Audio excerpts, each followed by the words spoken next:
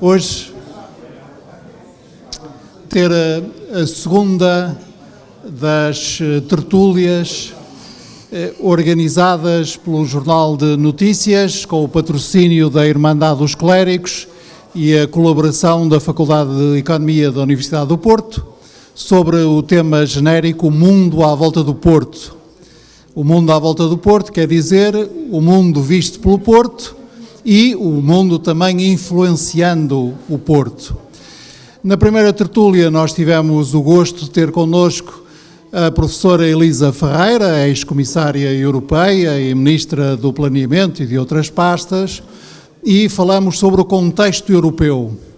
Hoje vamos mergulhar na economia portuguesa, nos desafios que se colocam à economia portuguesa, do ponto de vista da sua competitividade, isto é, da sua capacidade de triunfar internacionalmente e de aproveitar os recursos da melhor maneira possível. É isso que nós queremos dizer com a palavra competitividade. Ser competitivo é aproveitar bem o que nós temos e, com isso, triunfarmos na concorrência internacional. Para nos ajudar a refletir sobre este tema, temos o gosto de ter connosco o Dr. Luís Miguel Ribeiro, que é atualmente o presidente da Associação Empresarial Portuguesa e da Fundação AEP. E, portanto, teremos aqui o ponto de vista de uma pessoa que conhece estas questões da economia a partir do terreno e a partir do terreno das empresas. Muito obrigado por ter dito que sim ao nosso convite e por se dispor a partilhar connosco o seu saber e a sua experiência. Se me permite, eu começaria como gosto de começar, que é a maneira menos corrente entre os portugueses. Os portugueses têm muitas virtudes, mas a crença neles próprios não é uma virtude que tenham em alto grau. E, portanto, eu queria, se me permite, começar por salientar vários aspectos positivos da economia portuguesa de hoje. Quando nós olhamos a evolução recente da economia portuguesa, podemos salientar vários pontos positivos. A nossa economia tem-se internacionalizado. Nós costumamos medir isso em função do que chamamos o grau de abertura da economia, isto é, o peso das exportações e das importações na nossa riqueza. Ele tem aumentado. As exportações portuguesas têm crescido e têm-se diversificado. Nós exportamos para mais de uma centena de países em todo o mundo. A nossa balança comercial é positiva há vários anos. Há vários anos que nós exportamos mais do que importamos, incluindo para os Estados Unidos, espero que não nos cause agora nenhuma dificuldade. O nosso clima social, quando comparado com outras democracias europeias, é um clima social muito pacífico, o clima de paz social, é um clima que caracteriza a generalidade da economia portuguesa. A formação dos nossos recursos humanos tem também aumentado consideravelmente, designadamente nas áreas tecnológicas e nas áreas da gestão, de que as empresas tão diretamente beneficiam. No nosso mercado de emprego, hoje, temos uma situação muito próxima do pleno emprego, da chamada taxa técnica de desemprego, e, do lado do Estado, as contas públicas estão também há vários anos equilibradas. E, portanto, nós podemos partir de um panorama que ressalte estes aspectos positivos na economia portuguesa, incluindo em aspectos que dizem muito ao norte. Dou apenas um exemplo: a capacidade que setores industriais tradicionais muito fortes no norte, como o têxtil ou o calçado, tiveram de se modernizar e subir na cadeia de valor, isto é, na sua capacidade de concorrência internacional. Por exemplo, o calçado português, no segmento de mais alto preço, está hoje em segundo lugar, atrás apenas do italiano. Portanto, a minha primeira pergunta, Sr. Presidente da AEP, Dr. Luís Miguel Ribeiro, é se partilha destes elementos positivos, já vamos aos elementos negativos, mas se partilha destes elementos positivos e, se acaso, quer acrescentar mais alguma coisa. Isto é, o retrato breve que eu fiz do lado das empresas é um retrato que teria a vossa assinatura? Bem, muito boa tarde a todos, muito obrigado pelo convite e cumprimentar também a Inês Cardoso, diretora do JN. Já tive a oportunidade de falar com o Padre Manuel Fernandes, da Irmandade dos Clérigos, também, que justificou a sua ausência, e um agradecimento especial ao professor Gustavo Cielo por este convite e por esta moderação e coordenação destas conversas, que eu tive a oportunidade de assistir à primeira, que naturalmente muito colaborou a convidada que aqui esteve para a interessantíssima conversa.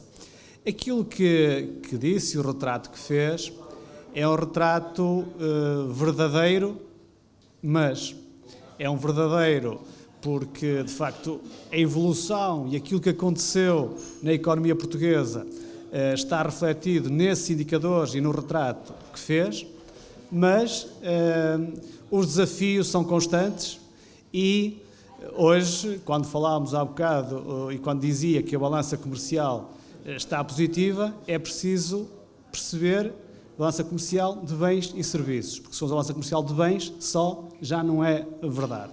Mesmo assim, que se compararmos com uma década atrás, é muito melhor do que aquilo que tínhamos. E depois também é verdade que os setores tradicionais da nossa economia fizeram uma evolução muito significativa, quer na inovação, no design, na qualidade, o que permitiu, de facto, posicionarem-se em termos internacionais e em termos dos negócios internacionais num segmento e num patamar que antes não tínhamos. Tal como aconteceu no têxtil, tal como aconteceu no mobiliário, como aconteceu na metalomecânica e muitos outros. Aliás, é bom não esquecermos que a recuperação de há uma década a esta parte foi feita sobretudo pelos setores tradicionais que tiveram esta capacidade de inovação, mas é preciso não esquecer aqui o fator fundamental. E o fator fundamental chamam-se pessoas, chamam-se empresários, chamam-se empreendedores, pessoas que tiveram a capacidade e a ousadia e aquilo muito que é o ADN português, que perante um cenário de muita dificuldade, de grande desafio, foram mais uma vez à conquista do mundo, dos mercados e aqui também dizer que o papel das associações empresariais foi absolutamente crucial porque, e no caso da AEP, há 30 anos que nós andamos pelo mundo com os empresários. Nós todas as semanas do ano estamos num país diferente do mundo com empresários.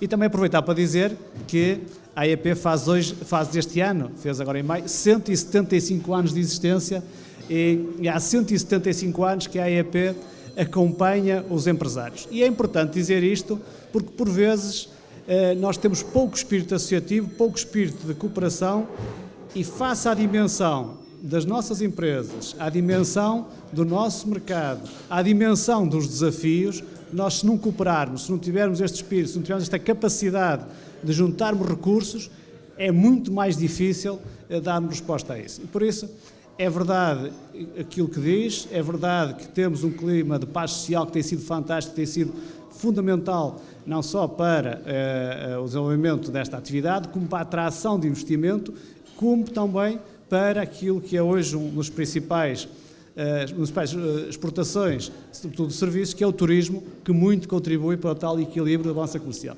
E aí, hoje temos um desafio acrescido, que é a evolução demográfica que temos, leva-nos a começar a ter alterações na estrutura social e na composição daquilo que era o habitual que nós tínhamos no nosso país. Nós sempre fomos um país de emigrantes e agora somos um país já com um número significativo de imigrantes.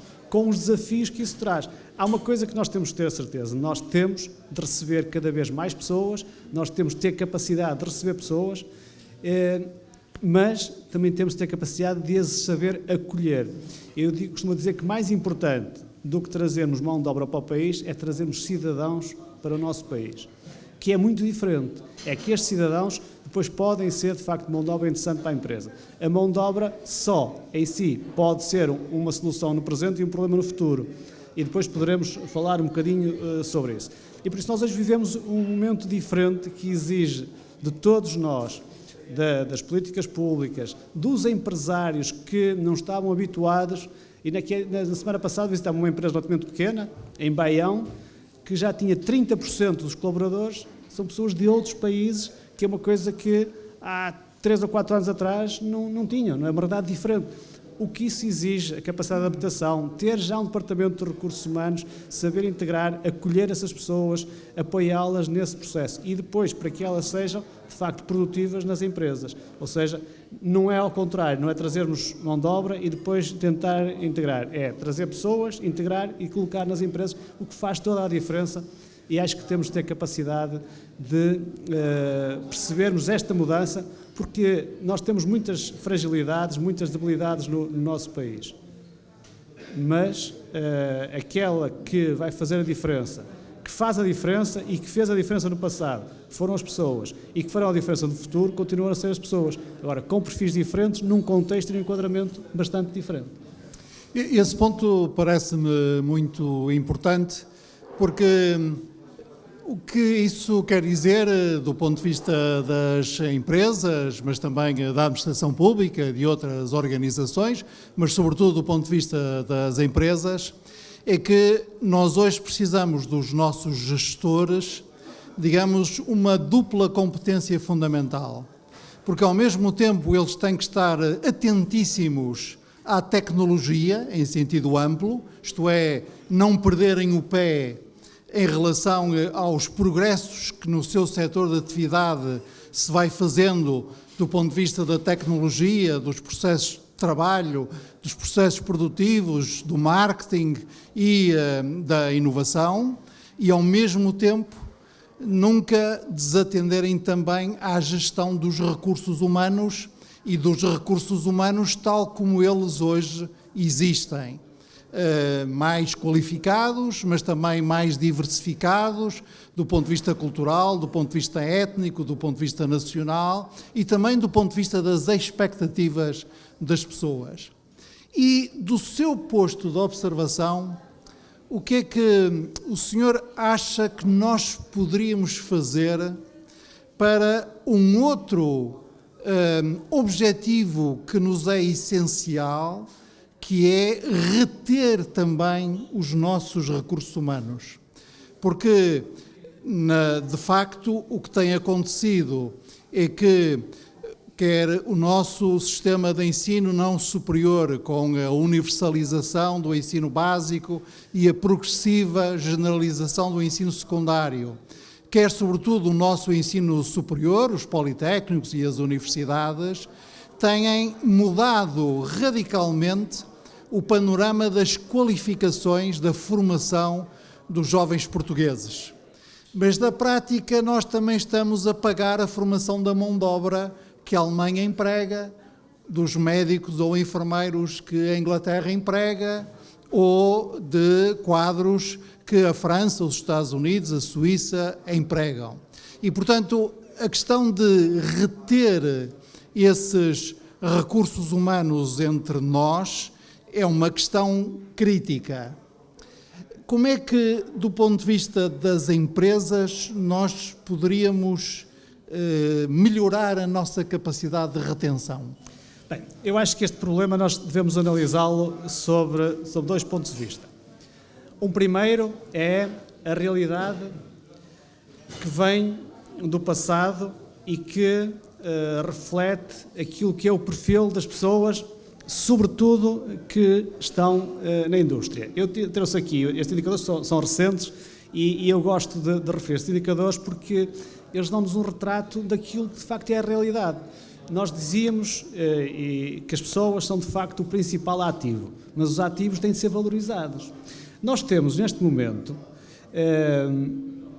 53% das pessoas que trabalham na indústria têm como habilitação máxima o ensino básico. 53% das pessoas que trabalham na indústria têm como habilitação máxima o ensino básico. E depois temos um crescimento grande naquilo que são os licenciados. Ou seja, nós temos aqui um déficit de formação, de qualificação na mão de obra chamada indiferenciada, que é preciso capacitar, que é preciso trazer para os desafios que hoje as empresas enfrentam, a evolução tecnológica, a digitalização, todas as transições que hoje enfrentamos, implicam que sejamos capazes de capacitar estas pessoas, porque elas tenham uma característica que é única, que é o ADN português e a capacidade que têm de se adaptar. Precisamos é de acrescentar valor a essa capacidade. E por isso, aos que cá estão e reter os que cá estão, significa capacitá-los mais para poder remunerar melhor, e esse é um desafio que nós não podemos esquecer, porque de facto isso acontece ao nível dos recursos humanos que trabalham na indústria, mas também ao nível dos empresários e dos gestores, que cerca de 46% ainda têm habilitação máxima no ensino básico, ou seja, nós vivemos um momento de grande transformação, de grande transição, também ao nível do perfil dos nossos empresários. E cada um tem o seu mérito de acordo com aquilo que foi a sua capacidade de responder e se adaptar ao momento, ao desafio e de acordo com as suas competências. E isto está naturalmente a mudar. Temos o outro oposto. Depois aqui temos já um número significativo de técnicos profissionais, embora devíamos ter mais, nunca se deu de facto a resposta adequada quando deixamos de ter as escolas comerciais, escolas industriais. O ensino profissional tem vindo a dar alguma resposta, mas não a resposta necessária, e é absolutamente necessário termos um ensino profissional cada vez mais capacitado e com mais resposta, porque são esses que depois de facto fazem a diferença nos pisteleiros, nos carpinteiros, nos eletricistas, dentro das fábricas, nas empresas. Precisamos muito de gente com esta qualificação. E depois temos aqueles que estava a dizer, os licenciados, aqueles que as nossas universidades, os estudos politécnicos têm formado, que de facto são aliciados e são cada vez mais disputados por outros países, por empresas multinacionais que vêm cá e oferecem melhores condições que aquelas que nós oferecemos. Ora, nós para podermos competir com essas condições e podermos reter cá esse perfil de jovens, temos de ter capacidade de remunerar melhor. Remunerar melhor implica responder a um desafio que todos falamos, que todos andamos sempre a dizer, e acho que todos concordamos, que é melhorar a produtividade das nossas empresas. Depois poderemos falar sobre isso, aprofundar o que é que isso é, afinal, melhorar a produtividade. Porque falamos muitas vezes sobre isso, porque quando falamos em competitividade, se não resolvemos o problema da produtividade, nunca resolveremos o problema da competitividade. E por isso, é fundamental nós resolvermos este problema para retermos esses recursos humanos altamente qualificados, com uma capacidade enorme, que por isso é que são disputados pelas multinacionais, e estes recursos humanos são os que nos podem permitir, e aqui relembro aquilo que dizia o relatório Draghi, o relatório Letta, e aquilo que é a primeira das prioridades da União Europeia, que é a questão da inovação. A inovação só se consegue numa aproximação entre o sistema científico e tecnológico e as empresas, mas uma aproximação real, em que de facto as pessoas com estas competências estão dentro das empresas, levam este know-how para dentro das empresas, para que se acrescente de facto valor àquilo que se produz. Nós temos um problema que complica isto tudo. As nossas indústrias estão na cadeia de produção a meio. O que é que significa? Que nós não controlamos a montante, mas também não controlamos a jusante, ou seja, quando há uma alteração de mercado, quando há grandes alterações como aquelas que temos vivido, como as nossas empresas não estão no fim da cadeia de produção, ou seja, não são elas que colocam no mercado, colocam a outros, para depois que outros colocam no mercado, têm esse problema. E como não controlam o montante, nomeadamente matérias-primas e custos com produtos e subprodutos para a transformação, quando há algum problema, o que é que acontece? Estes que contratam têm os contratos feitos e o preço está definido. Estes aqui, o preço flutua, varia, consoante o mercado e a situação da pandemia e a guerra na Ucrânia, etc., que mexem com o mercado, com os custos de produção, que esmagam aqui o nosso tecido empresarial. E por isso, isto só se dá resposta, e no caso português em particular, acrescentando valor ao que produzimos, ou seja, trazendo inovação e aproximando cada vez mais as universidades das empresas, que é isso que nós precisamos. E aí está o grande desafio, porque é como é que nós seguramos essas pessoas, que são as que podem, de facto, levar o conhecimento para dentro das empresas. É aqui que nós temos, de facto, esse grande desafio. E só há uma forma de o fazer. As pessoas trabalham para terem uma remuneração, e remuneração de acordo com aquilo que é a sua ambição. E nós temos aqui também, isto não é um problema só das empresas, é um problema do contexto e da fiscalidade, sobretudo sobre o trabalho. Porque as pessoas que tiverem mais ambição são mais penalizadas fiscalmente. É uma realidade. Podemos discutir da legitimidade e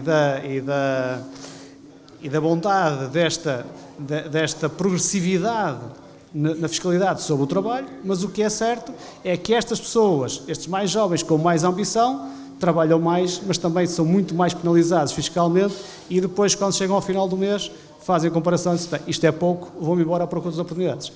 Esta é uma realidade. Eu acho que, por isso é que aqui o esforço, nós já dizemos isto há muito tempo, tem que ser um esforço conjunto. As empresas têm que tentar conseguir adequar aquilo que é a sua capacidade de remunerar melhor, mas também da parte do Estado tem que haver aqui um abdicar de alguma desta fiscalidade. Agora temos uma medida do IRS jovem, mas não chega, é pouco, é preciso mais, para que as pessoas, porque o que conta, nós podemos ter até ordenados ou remuneração, até pode ir subindo, se os descontos sobre essa remuneração, ou seja, sobre a parte fiscal, for também subindo, aquilo que a pessoa leva ao fim do mês para casa não melhora.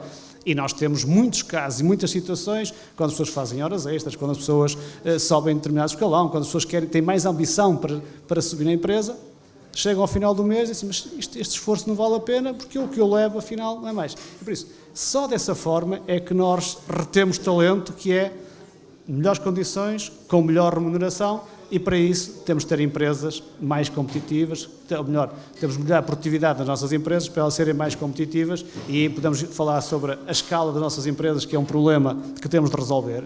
Nós temos empresas de muita pequena dimensão, nós temos que aumentar a escala das empresas, que é outra das coisas que todos estamos de acordo, mas depois vamos ver, e as empresas, quando ganham mais dimensão, são mais penalizadas também fiscalmente. Ou seja, não há um estímulo a este ganho de escala e por isso temos também de ter aqui alguns estímulos para que as empresas possam ganhar escala. Porque ganhar escala muitas vezes é ganhar responsabilidade, claro que é também ganhar a oportunidade de ter outro tipo de resultados e outro tipo de remuneração do capital, é verdade. Mas, na primeira fase, no primeiro momento, é assumir novas responsabilidades. E com o tecido empresarial que nós temos, é preciso de facto dar aqui um empurrão, um estímulo. Porque eu gostava se me permite, dar aqui uma nota que eu acho que é importante nós percebermos como é que é a criação de riqueza no nosso país, como é que é a composição do PIB no nosso país. É que o nosso PIB, 80% é consumo, cerca de depois 20% é exportações e depois a outra parte é investimento. E aqui estamos a falar, quando falamos das exportações, a percentagem do PIB são 48%, mas depois temos de deduzir as importações e depois temos aqui a parte do investimento. Ora, um país com 10 milhões de habitantes, em que 80% do PIB é consumo público mais privado, de facto tem que perceber que tem que fazer o caminho, e que tem que fazer caminho é exportar mais e captar mais investimento e investir mais. E isso só se consegue, de facto, com empresas mais competitivas, com uma política fiscal e um enquadramento, chamados, que nós chamamos de custo de contexto, que facilitem e que estimulem estes ganhos de escala e a competitividade das nossas empresas. Por isso, eu gostava que retivessem esta composição do nosso PIB, porque, de facto, é aqui que está o grande desafio que nós temos no país. Nós temos que mudar a composição do PIB, temos que exportar mais, temos que investir mais, temos que captar mais investimento, temos que importar menos. Nós estamos a importar praticamente hoje um valor semelhante ao das exportações. O que significa que nós temos que substituir importações por produção nacional. Nós temos que estimular mais a produção nacional para substituirmos importações por produção nacional e aí é outro dos desafios que também temos. Muito obrigado.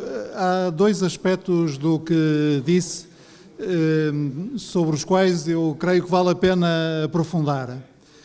Comecemos por este último, que é, visto à escala macro, nacional e internacional, dir-se-ia que nós temos aqui uma oportunidade única de reindustrializar a economia portuguesa.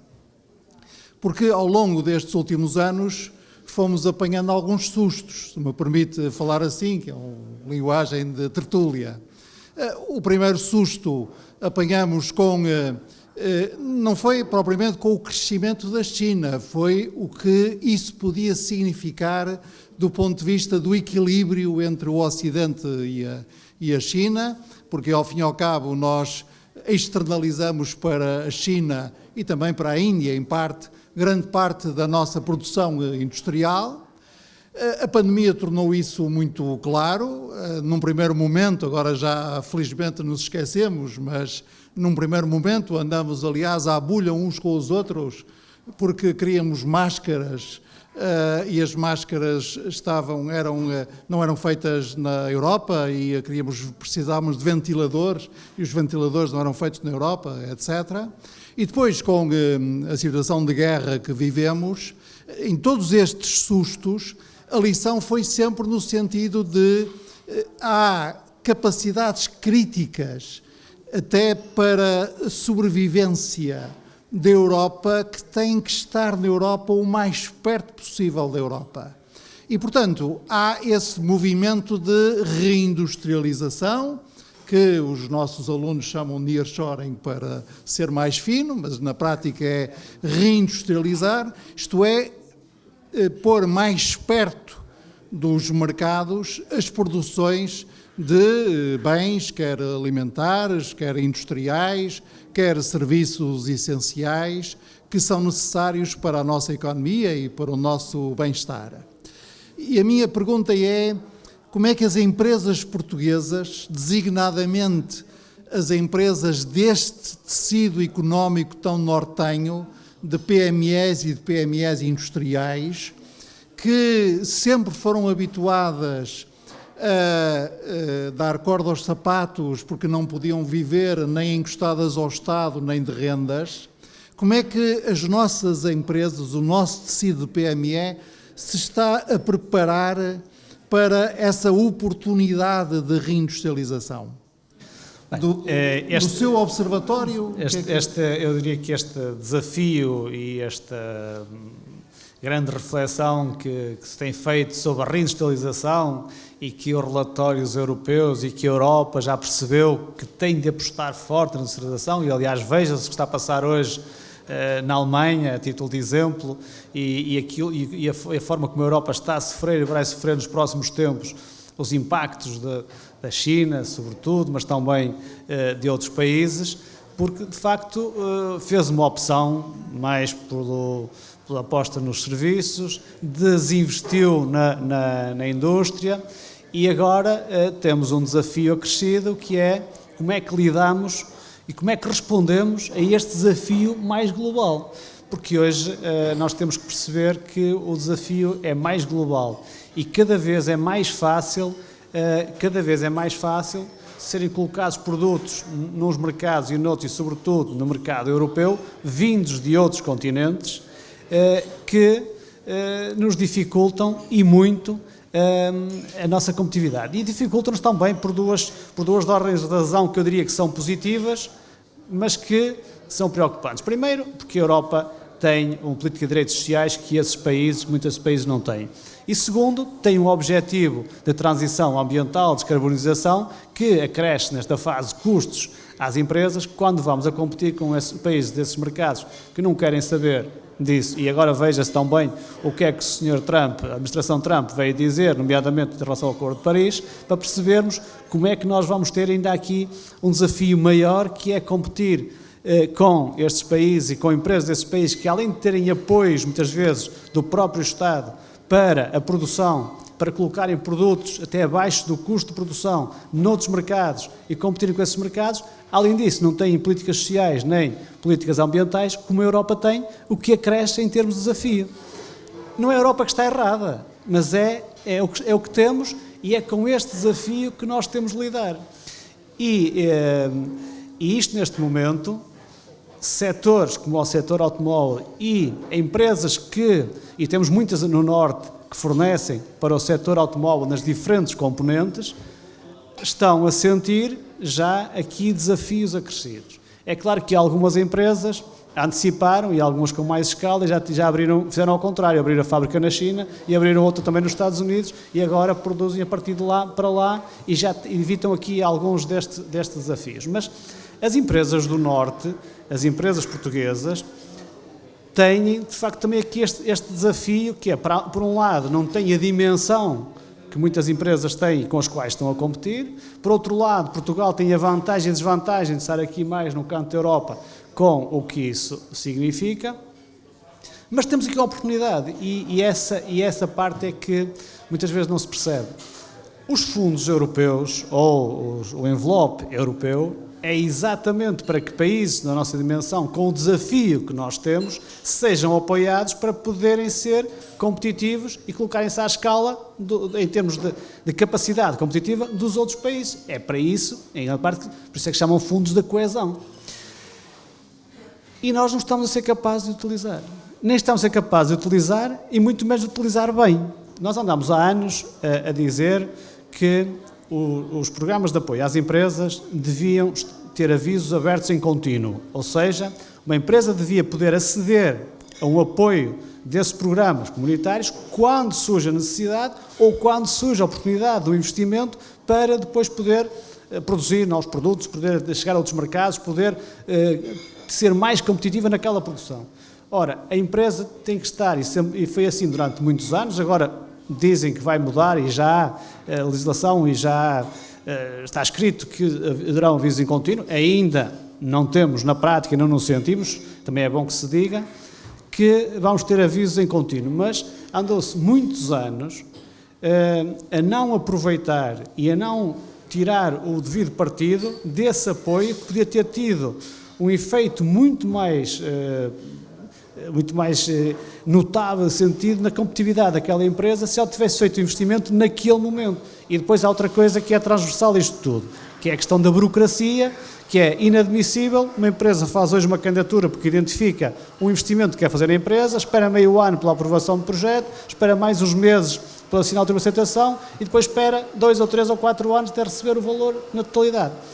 Nós temos que acabar com este problema da burocracia, nós temos que ter capacidade de utilizar os recursos que temos, naturalmente com rigor, naturalmente com fiscalização, com acompanhamento, mas temos que saber utilizá-los, porque provavelmente, e daquilo que é a estratégia que hoje se conhece, os fundos de coesão, tal qual os conhecemos hoje, provavelmente deixarão de existir no fim deste quadro.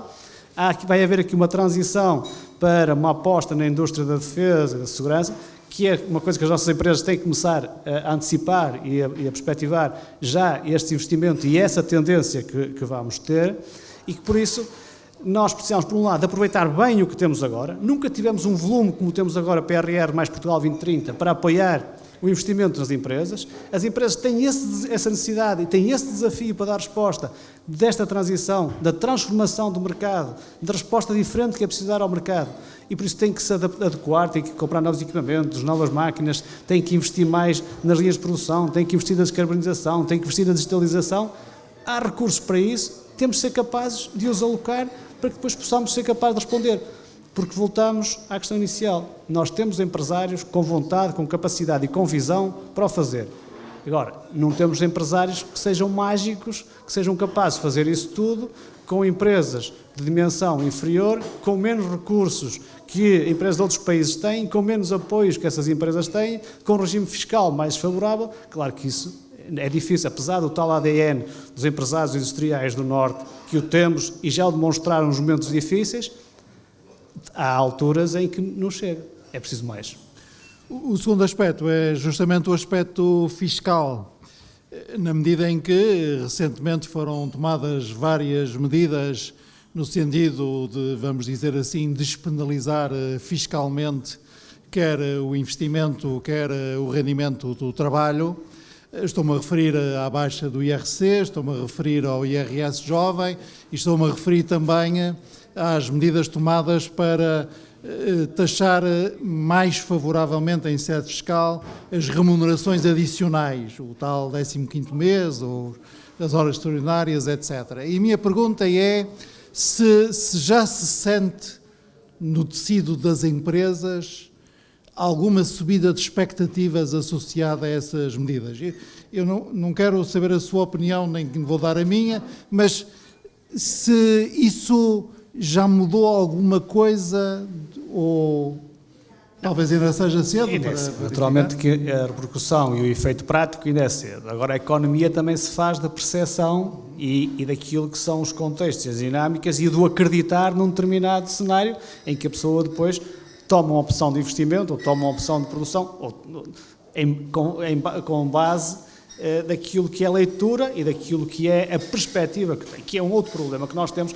A questão fiscal não é aquele ponto percentual no IRC ou o 15º mês isento de contribuições ou o IRS jovem. É tudo isso, é verdade, e é importante, mas é sobretudo a previsibilidade e a estabilidade que é importante nós termos para os que cá estão, para os nossos empresários e também para aqueles que pensam investir no nosso país. É tão importante essa estabilidade e essa previsibilidade e essa desburocratização na relação entre o fisco e as empresas, como essa diminuição desses impostos, que é, naturalmente, não vamos dizer que não é importante, mas eu diria que é tão importante esse como a outra parte, porque a relação entre o fisco e as empresas é uma relação sempre desigual, é sempre entre aquele que procura ver onde é que há aqui uma falha para ver se pode penalizar e aquele que tem que contribuir e tenta naturalmente fazer a sua melhor gestão em termos fiscais. Mas por outro lado é sobretudo a imprevisibilidade e a instabilidade sob o ponto de vista fiscal que são o pior inimigo das empresas, do investimento, seja ele dos que cá estão, seja ele dos que pensam investir cá.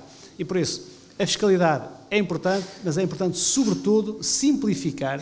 Nós temos, aqui há tempos fizemos um trabalho que a AEP participou, mas que foi coordenado pela CIP, em que nós temos no nosso país cerca de 4.200 taxas e impostos e mais de 104. Ou seja, é impossível nós gerirmos isto da melhor maneira, a não ser as empresas maiores que conseguem ter estruturas já mais personalizadas para poderem ter alguma otimização, digamos assim, em termos fiscais. Por isso nós temos que simplificar, temos que desburocratizar, temos que criar a relação entre o Estado e as empresas, uma relação mais de igual para igual e, acima de tudo, tornar isto mais estável e mais previsível a nossa política fiscal, que é absolutamente crucial para a tal crença, o tal acreditar, o tal confiar que é preciso na economia. Do ponto de vista da desburocratização, recordo-me sempre de um dado que conheci quando tive responsabilidades na presidência portuguesa do Conselho da União Europeia. Não sei agora qual é o dado, mas não sei a informação agora, mas julgo que não será muito diferente do que vou dizer. E o nível de fraudes apuradas pelo mecanismo europeu de combate à fraude na aplicação dos fundos da coesão nos 27 Estados-membros era inferior a 4% do volume global. O que significa, do ponto de vista puramente económico, que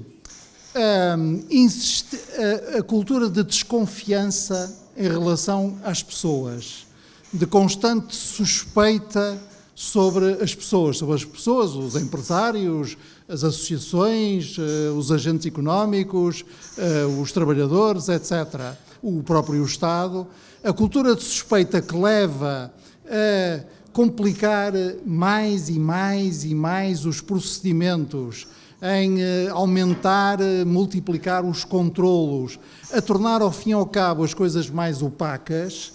Essa cultura de suspeita é, do ponto de vista económico, profundamente irracional. Pouparíamos muito mais se confiássemos mais nas pessoas, nos agentes económicos. E depois, como a perversão porque por causa da suspeita, para eliminar qualquer possibilidade de qualquer comportamento abusivo, nós carregamos qualquer contrato de 1001 procedimentos, de 1001 controlos. Com isso, aumentamos a opacidade desse contrato e, portanto, abrimos caminho à corrupção. E, portanto, quando nós falamos de desburocratização, também estamos a falar de tornar a nossa economia mais eficiente. Não propriamente para que isto seja uma coisa do salve-se quem puder, mas justamente para as coisas serem mais rápidas, mais eficazes e mais transparentes, porque no fim do dia ficam mais transparentes. Eu queria, não queria massacrá-lo, mas queria que nós pudéssemos aproveitar de toda a sua experiência, porque há um facto que na aparência é um pouco estranho em Portugal. Não é só em Portugal, mas é particularmente estranho em Portugal, que é o seguinte: quando nós olhamos para as gerações dos chamados capitães da indústria, dos anos 30, 40, 50, na nossa têxtil, mas também na cortiça, no automóvel, etc. Quando olhamos para a geração dos Amorins, dos Salvadores Caetanos, de não sei quantos comendadores da têxtil, do Sr. Fortunato no calçado, etc., verificamos que essa gente, que muita dela nem sequer tinha concluído o ensino secundário, era profundamente inovadora. E quando nós olhamos agora para os nossos doutorados em engenharia, em gestão, em tecnologia, etc., notamos que eles são espetaculares quadros, mas ainda são poucos empreendedores. Aparentemente, a capacidade de arriscar, a capacidade de inovar, a capacidade de testar novos caminhos, não tem uma correlação perfeita e positiva com o nível de instrução. E quando eu pergunto, porque eu pergunto isso naturalmente muito aos jovens, desde logo aos meus alunos de mestrado, doutoramento e por aí, uma das respostas que me dão é esta: porque nós temos as ideias, mas como o senhor professor sabe, ou pelo menos devia saber, as ideias só não chegam, e a inovação é justamente a capacidade de poder traduzir ideias em produtos, e para ter essa capacidade de traduzir ideias em produtos nós precisamos de capital, e o problema principal com que nós nos defrontamos é que, quando nós olhamos para o financiamento, os instrumentos disponíveis são muito poucos, porque a banca continua a preferir hipotecas de imobiliário e arrisca menos do ponto de vista de financiamento às empresas. O Banco de Fomento, para dizer diplomaticamente, custa a arrancar, e as sociedades de capital de risco, portanto, outras formas de capitalização, são muito pequenas em Portugal, e o nosso mercado de capitais é bastante rudimentar.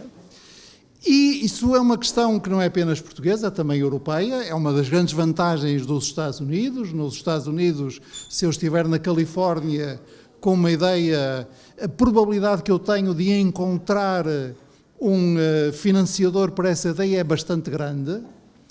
Mas, primeiro, pergunto-lhe se concorda com este retrato, e segundo, sobretudo, o que é que nos pode dizer sobre as condições que hoje as empresas têm para se capitalizarem, para encontrarem o financiamento, porque o empresário não é um ricaço cheio de dinheiro que pega no seu dinheiro e faz coisas, não é? Ele quer fazer coisas e para isso precisa de financiamento e tem que ir à banca, ao mercado de capitais, ao Banco de Fomento, às sociedades de capitais ou aos seus familiares e amigos. Eu diria que nós temos, em primeiro lugar, falamos muito em empreendedorismo, mas de facto não temos uma cultura de empreendedorismo. Nós temos aversão ao risco, nós lidamos mal com o insucesso, nós penalizamos aqueles que querem, de facto, colocar a sua ideia em prática, criar o seu projeto, criar o seu negócio e, ao primeiro insucesso, levam um carimbo e ficam com uma dificuldade tremenda, quer no futuro de conseguir junto de clientes ou de fornecedores ou da banca ou de todo o contexto em que se movem, são considerados os fracassados porque tiveram insucesso, tiveram ousadia de tentar, tiveram essa capacidade de avançar com uma ideia para transformar um projeto, mas como foram mal sucedidos, ficam logo com esse rótulo e naturalmente com a dificuldade acrescida de conseguirem poder novamente voltar a tentar. Porque o empreendedorismo é isto, e é isto que nos falta. E nós, de facto, quando olhamos para os Estados Unidos, por exemplo, Silicon Valley e outros, percebemos que os grandes exemplos de sucesso foi de insucesso em insucesso até ao sucesso final. Ou seja, as pessoas quando têm insucesso, nessa cultura de empreendedorismo, até são valorizadas, porque já aprenderam o que é que não devem fazer na próxima tentativa e na próxima vontade de voltar a empreender, de voltar a criar o seu negócio. Ao contrário do que acontece, quer em Portugal, quer na Europa, que nós lidamos de facto mal e penalizamos muito as pessoas que de facto têm esta ousadia, querem ser empreendedoras e que as coisas não correm bem à primeira vez, já não têm segunda oportunidade praticamente, já não digo terceira porque já não têm praticamente segunda oportunidade. Esse é um problema de cultura. O outro é um problema de instrumentos para as pessoas que querem de facto avançar com isso. Eu fui diretor-geral de uma incubadora de empresas que ajudei a criar em Amarante, o Instituto Empresarial de Tâmega, em que apoiamos a criação de muitas startups, mas tínhamos sempre o mesmo problema. Quando era preciso, às 5 mil euros, 10 mil euros para eles avançarem com a fase inicial do seu projeto, do seu negócio, não tinham quem emprestasse, porque não tinham garantias, ou tinham a garantia do pai, ou tinham outro tipo de penhora para poder dar, porque a banca não olha para o projeto e para o potencial de futuro, olha para o passado. Vai ver as contas dos últimos anos e vai ver se de facto há ali condições, se lhes dá algumas garantias, porque é uma banca completamente conservadora, para depois poder aprovar ou não aprovar. Não olha para o potencial do projeto, para o business plan daquele projeto, e acredita, ou seja, partilha o risco com o empreendedor. E como nós não temos em Portugal, ou temos muito pouco capital de risco, praticamente não temos business angels também em Portugal, e o Banco de Fomento não cumpre o seu papel aí já mais junto dos empresários, eu diria mais séniores, já com alguma atividade, porque os bancos de fomento, que existem e existem em vários países da Europa, são bancos para mitigar risco, são bancos para criar uma relação mais confortável entre o financiador e o financiado, ou seja, entre o investidor, o empresário e quem faz o financiamento. Aliás, nós tivemos, e correu bem durante muito tempo, as sociedades de garantia mútua funcionaram e foram aqui importantes até para as micro e pequenas e médias empresas, então nos lembramos daquelas linhas PME Investimento, PME Crescimento, etc., com financiamentos de 25, 50 mil euros, que eram importantíssimas para as empresas, que hoje temos dificuldade também, até essa temos dificuldade em ter. E por isso, de facto, o que é que nós lamentamos, e a AEP já tomou posição muitas vezes sobre isso, que o Banco de Fomento, de facto, não arranque com aquilo que é o seu papel, que é de melhorar as condições de acesso a financiamento por parte das empresas. Financiamento e capitalização, que é uma outra coisa que nós, não vale a pena agora entramos a chegar muito nessa discussão, mas às vezes, mais importante que o financiamento é estimularmos a capitalização das empresas, que é um outro problema que nós temos nas nossas estruturas de balanço das nossas empresas, é a questão de reforçar os capitais próprios e por isso estimular a capitalização. Mas mesmo para o financiamento era importante termos o Banco de Fomento a funcionar em pleno. E não, muitas vezes, quando se vai fazer as contas, quando o Banco de Fomento entra na equação, vai-se ver e o financiamento já fica mais caro do que o que ficaria se não entrassem. E por isso, diria que, resumindo, há um problema de cultura e de lidarmos com o insucesso e a cultura do risco, que também não está muito estimulada, e há depois esta dificuldade de acesso a instrumentos que permitam apoiar e alavancar este investimento inicial. Mas também há aqui uma outra questão, que certamente não é para hoje, que é pensarmos no nosso sistema de ensino, se de facto o nosso sistema de ensino também estimula esse tal espírito de inovação, esse tal espírito de correr risco, ou se é um sistema de ensino demasiado formatado, em que temos de facto gente muito boa a fazer aquilo, mas depois falta a outra capacidade de lidar com incertezas, de lidar com situações diferentes, de ter capacidade de querer inovar, de querer mais à frente, de querer arriscar. E eu acho que o nosso sistema de ensino e as nossas universidades, os nossos politécnicos, apesar de reconhecidamente formarem pessoas de grande qualidade, que falta um bocadinho essa vertente de assistir.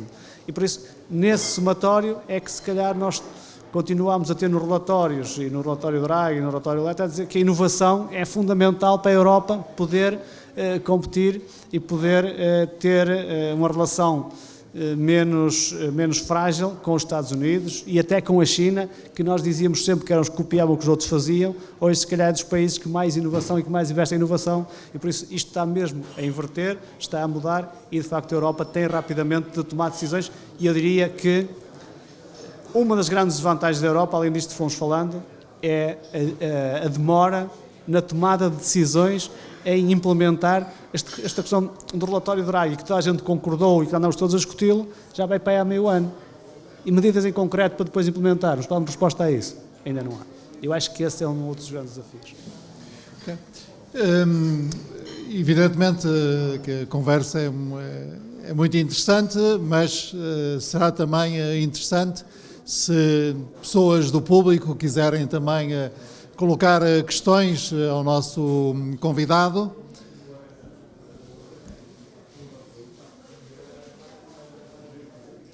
Faça favor. Está aí um microfone. Muito boa tarde.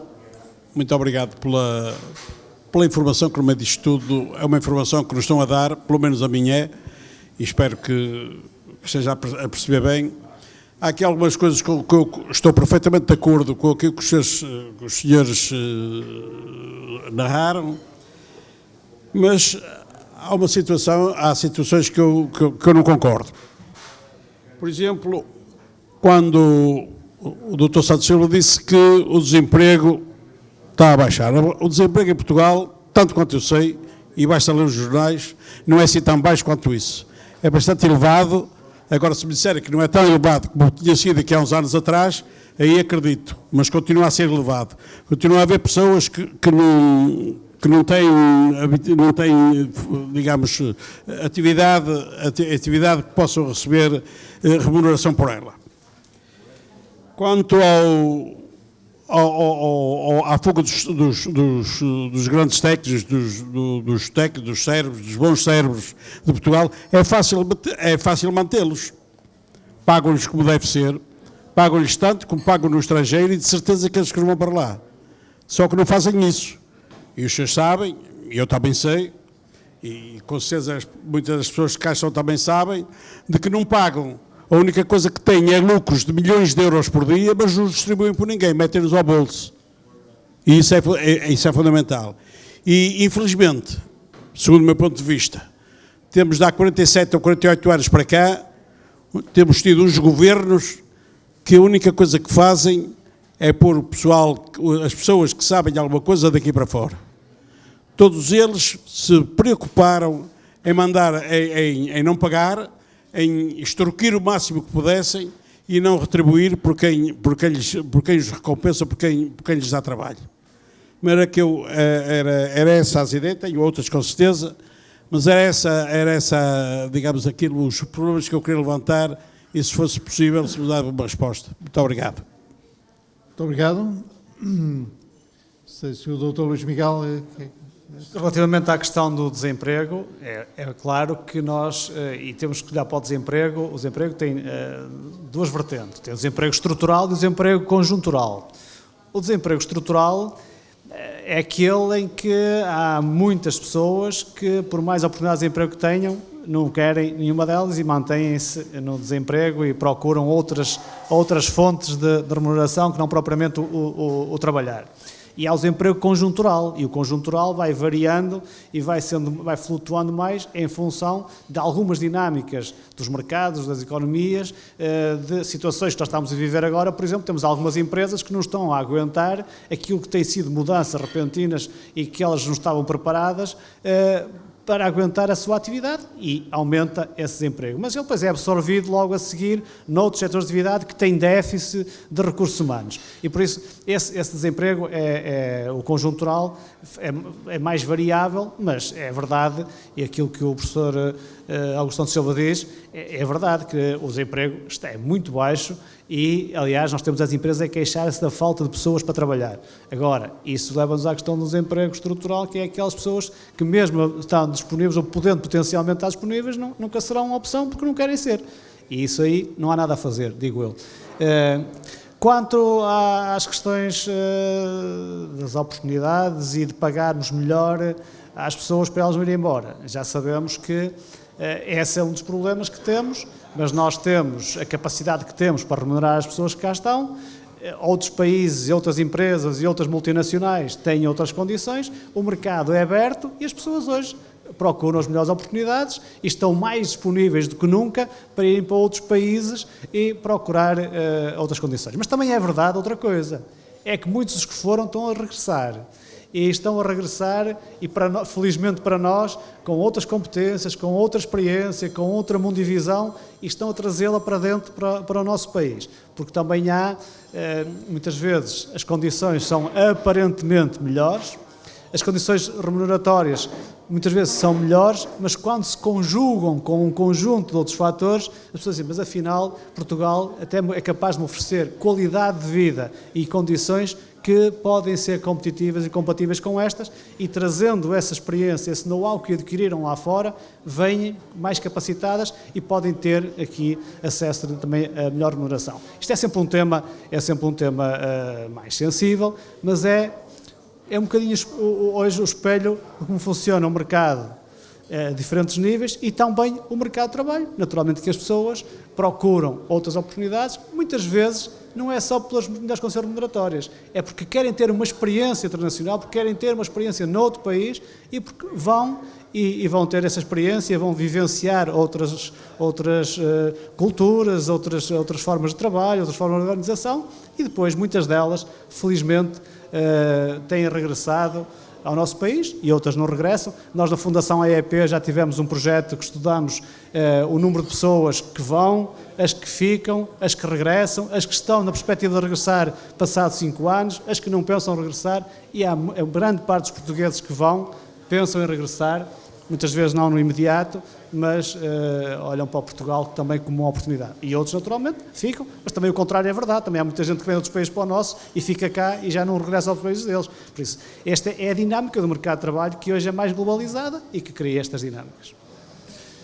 A propósito dessas saídas e regressos, eu creio que talvez fosse muito interessante para as pessoas presentes se o Dr. Luís Miguel Ribeiro pudesse brevemente apresentar aquela iniciativa da AIP de exploração no bom sentido, da nossa diáspora, das nossas comunidades, porque vocês têm um programa muito interessante que justamente procura aproveitar o facto de haver portugueses em praticamente todos os países do mundo e em muitos deles formarem comunidades significativas, incluindo do ponto de vista de mercados de consumo. E nós temos na Fundação AEP um projeto que se chama Rede Global da Diáspora.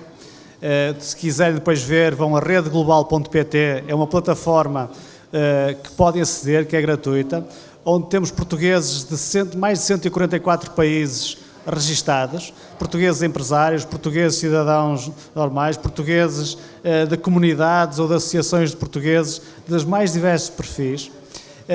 Tem potenciado já a criação de muitos negócios, tem potenciado a relação de muitos empresários mais pequenos com esses portugueses que estão na diáspora, e hoje o perfil do português da diáspora é um perfil bastante diferente. Embora o português sempre teve esta característica de boa integração nas comunidades e nos países onde está. Mas hoje, além disso, é um português mais qualificado, portugueses empresários de sucesso em muitos desses países, portugueses que por esta via estão também a investir cá e a criar relações entre as empresas que têm lá e as empresas que têm cá, muitos jovens e muitos portugueses menos jovens que estão a estabelecer contactos e são hoje, diríamos, entre aspas, embaixadores de empresas portuguesas e produtos portugueses nesses países onde estão, e é preciso não esquecer que esses portugueses são cerca de 5 milhões de portugueses, ou seja, o que aumenta a população portuguesa em cerca de 50%, que é uma coisa significativa. Mas, acima de tudo, portugueses que acrescentam valor, não só pela relação, pela experiência, por aquilo que é o... Reparem, uma empresa pequena, as grandes empresas têm mais facilidade em exportar, em se internacionalizar. Mas uma empresa pequena, que tem até um produto distinto, que tem design, tem qualidade e que tem possibilidade de o colocar em qualquer mercado. O risco de colocação de um produto ou de exportação para o mercado é grande. E a empresa, sendo pequena, tem menos capacidade de correr risco. Esses portugueses são muitas vezes aqueles que mitigam esse risco, que dizem, olha, atenção, aqui estás à vontade, estás seguro, podes fornecer para aqui, conhecemos, aqui tem atenção, não fornece. Eu vou lá contigo, recebem as pessoas e cria-se esta rede e esta dinâmica e, de facto, muitos desses portugueses foram os tais que emigraram, mas que hoje são tudo menos imigrantes, são cidadãos desses países que nunca esquecem a sua origem, nunca esquecem o seu país e que estão sempre disponíveis a acrescentar valor. E tem-se captado por essa via muito investimento também em Portugal. E eu acho que, de facto, este é um capital, é um ativo que o país tem, que tem que ser capaz de o valorizar ainda muito mais, porque, de facto, isto coloca-nos no mundo inteiro, coloca-nos a possibilidade de fazermos muito mais negócios, de trazermos muito mais pessoas que foram e que querem regressar, mas, sobretudo, que estão dispostas a estarem também cá e lá e investir no nosso país e ajudar as empresas portuguesas também a estarem nesse país. Este, de facto, diria que tem sido um projeto que mais gozo nos tem dado, porque tem de facto permitido este reencontro, este potenciar de relações, de negócios e, sobretudo, construir projetos para o futuro, e tem-se construído alguns projetos muito interessantes, eu agora não vou estar aqui a especificar, mas projetos muito interessantes, de diferentes níveis, seja da construção, seja tecnológicos, seja na área do têxtil do calçado, seja na área da metalmecânica, muitas oportunidades têm sido criadas e, se quiserem, tiverem curiosidade, vão a essa plataforma redeglobal.pt. E é um projeto que também demonstra outra coisa, é que entidades públicas e privadas conseguem trabalhar em conjunto e conseguem ter resultados em conjunto. Pergunto se mais alguém quer colocar alguma questão, pergunta, fazer algum comentário.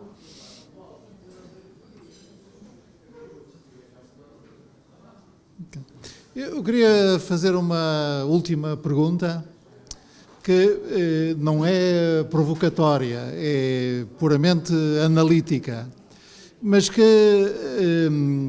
me preocupa a mim enquanto académico e julgo que também começa a preocupar um número crescente de pessoas. E queria aproveitar o seu ponto de vista como dirigente de uma associação empresarial, que há mudanças que estão a ocorrer na forma como os trabalhadores se organizam, se movimentam, agem, e algumas dessas mudanças têm vindo a pôr em questão, designadamente no setor industrial, o papel dos sindicatos. Sindicatos, qualquer das centrais ou independentes, mas sindicatos no sentido próprio da palavra, portanto, associações de trabalhadores, institucionais, que recorrem a meios legais, que podem incluir ou não protesto social, greves, negociações, contratação coletiva, etc., mas que são, ao mesmo tempo, uma força de enquadramento e valorização do trabalho e uma força negocial com os empregadores. E, aparentemente, em alguns setores, estar-se a assistir a alguma erosão dessa forma de organização do trabalho em benefício de movimentos um pouco mais caóticos, um pouco menos orgânicos e um pouco menos apostados na negociação. Do ponto de vista da associação, isto sente-se, não se sente ainda, não suscita preocupação, suscita, tem falado com os vossos colegas das associações sindicais a este propósito?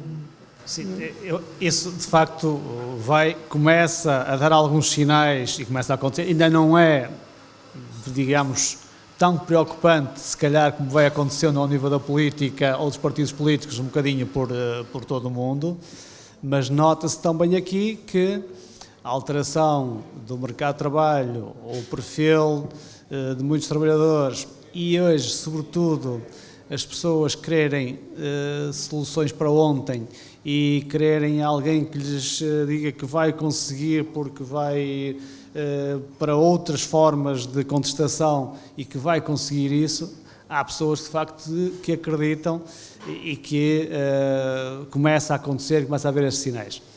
Eu diria que ainda não é preocupante, até porque para um empresário e para setores empresariais que têm de negociar a contratação coletiva e outros, e de negociar condições e ter um interlocutor do outro lado, é importante ter um interlocutor credível, naturalmente que defenda os interesses dos trabalhadores, mas também eu diria que cada vez mais eu acho que os interesses dos trabalhadores, dos empresários, são interesses coincidentes, porque se um empresário não tiver trabalhadores motivados, não tiver trabalhadores bem integrados, vai ter ali um problema e não vai ter soluções nessas pessoas. Ou seja, vai ter ali mais dificuldades do que proveito em relação a isso. E por isso aquele tempo de vamos aqui tentar explorar ao máximo e vamos aqui com isso ganhar dinheiro, acho que essa mentalidade começa a deixar de existir.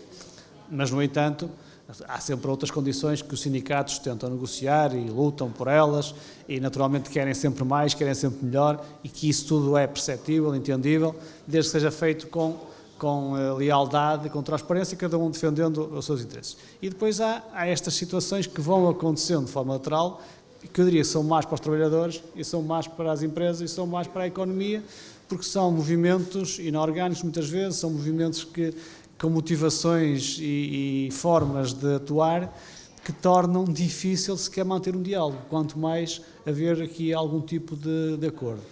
Ainda não é preocupante ao ponto de acharmos que isto pode de um momento para outro, mas é para estar atento, sem dúvida, e eu acho que são sinais que nós temos assistido na sociedade a diversos níveis e que nos devem naturalmente alertar até àqueles que têm mais responsabilidades, que eles são supostamente mais moderados, mas que as pessoas acham que já não dão resposta àquilo que elas querem, então partem para outras formas de encontrar soluções e quem lhes dê resposta àquilo que ambicionam e àquilo que acham que precisam. Isto são sinais que nós devemos estar todos atentos, e aqui quando digo todos e em todos os setores, porque aquilo que vamos assistindo deve nos deixar preocupados e devemos naturalmente fazer as leituras devidas e agir também, não fazer de conta que isto não é connosco, agir adequadamente para darmos resposta a isso. Agora, se me pergunta se é uma questão preocupante, já ainda não é, mas é uma questão para estarmos atentos, isso é. Por último, qual é o evento principal das comemorações dos 175 anos da AEP? Fizemos já as jornadas Portugal Empresarial e temos agora um outro conjunto de eventos e teremos em maio o lançamento de uma obra, de uma publicação, de atualização da história da instituição dos 175 anos e também a homenagem a muitas das pessoas que passaram e que fizeram a história da instituição, porque a história da instituição é a história das pessoas que passam por lá, não é? E por isso valorizar as pessoas, quer sejam os colaboradores, quer sejam aqueles que foram dirigentes da instituição, e por isso estamos a trabalhar na possibilidade de um novo monumento ao empresário, mas esse ainda está na fase de concepção, por isso ainda não dá para adiantar mais que isso. Okay. Muito obrigado. Eu não sei se a direção dos Jornal Notícias quer encerrar a nossa tertúlia. Já está a movimentar-se. Então, sim senhora, da minha parte, muito obrigado por esta conversa. Obrigado, que foi ótimo. Muito amena e comoveu, interessou muito as pessoas.